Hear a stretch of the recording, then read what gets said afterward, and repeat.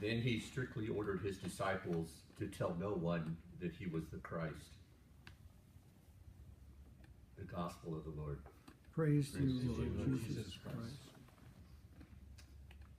But who do you say that I am? Jesus asks his apostle this question just after the discussion around the various responses he received with his first question. Who do the people say that the Son of Man is? Now, we might be asking ourselves, does Jesus have an identity issue? Whose concern is the identity problem? The apostles, or Peter, or both? Was Peter's answer simply a lucky guess, or the right answer at the right time? Or maybe just fortunate in his statement of faith? We don't often think about it, but the Gospels are loaded with questions. In fact, maybe sometimes more questions than answers.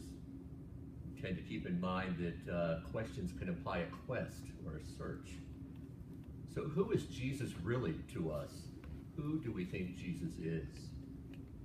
We seem to fit Jesus into what we know. Thank goodness God is patient with us in bringing us this insight. We know he was patient with the apostles. We are constantly learning as we journey in our faith. We experience growth in our understanding through the development of our faith life. We see here a portrayal of Jesus, the good teacher. Peter continues to learn from his mistakes. He is impetuous, but he must take the lead. In Matthew's Gospel this morning, Jesus sets Peter up to give the right answer. There is a big future for Peter. In this reading, we see Matthew use the Gospel of Mark as a key source of his writing. Matthew follows Mark closely and makes modifications and additions from the context of his own community and its traditions. As an example, Matthew has Jesus offer his own self-identification as the Son of Man in his question to the disciples about who the people say that he is. How do we take this gospel passage and relate it to God's action in the world today?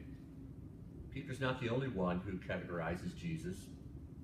We tend to do the same. We put Jesus in a box.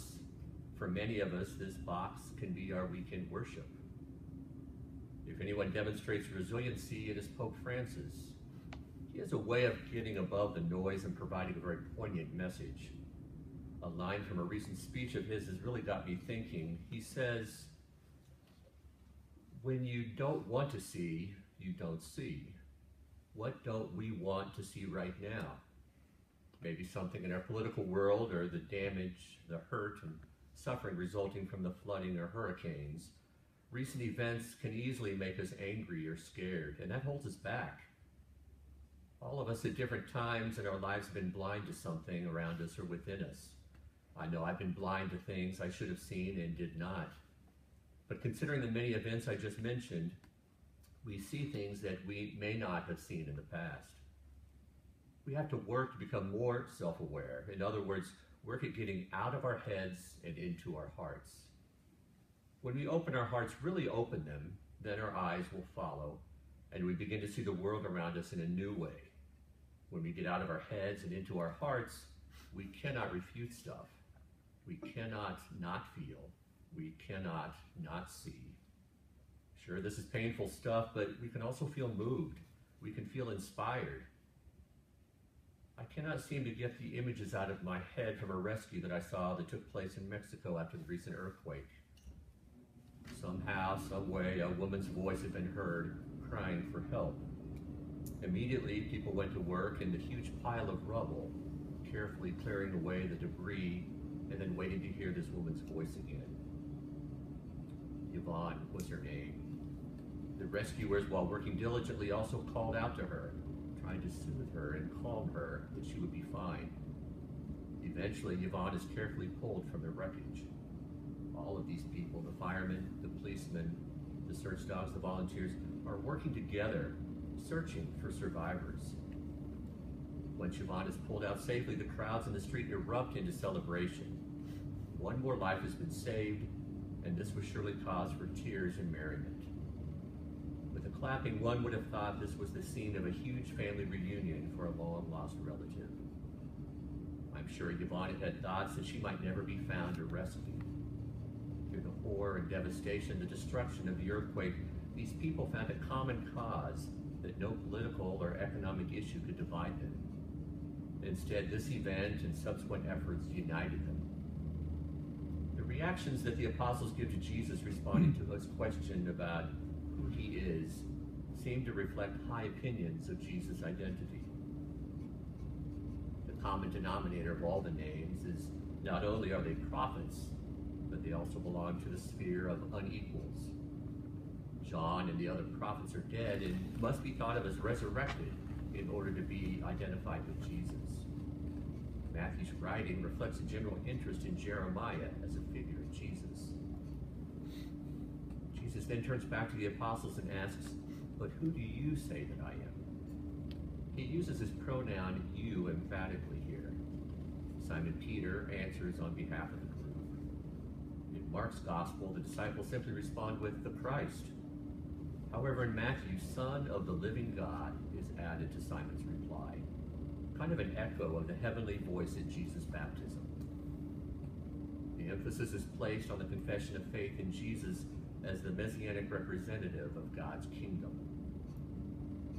Just as Peter answers, Jesus reacts. We see a shift in speech from Jesus addressing all the disciples in verse 16 to a singular focus on Simon Peter. Jesus' remarkable blessing of Peter is significant, for Peter not only represents all the disciples as their spokesperson and with all his strengths and weaknesses, but he also plays a unique and unrepeatable role in the founding of the new community. Peter is not blessed because of a personal attainment or insight he has achieved. His knowledge of Jesus' saving role comes from divine revelation as a gift, not success. He responds to Peter that flesh and blood have not revealed this to him, but the Heavenly Father. The expression flesh and blood suggests the whole human being in weakness and limitation in contrast to the Heavenly Father. The images and stories that we have seen and heard these past weeks, like Yvonne's, for example, stories of generosity, compassion, and service have been inspiring. We've seen stories of human triumph and perseverance. We have seen and heard of individuals who have stepped forward to make our world better.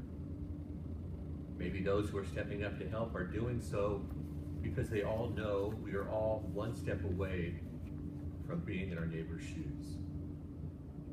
We see how fragile life can be and how meaningless our stuff is.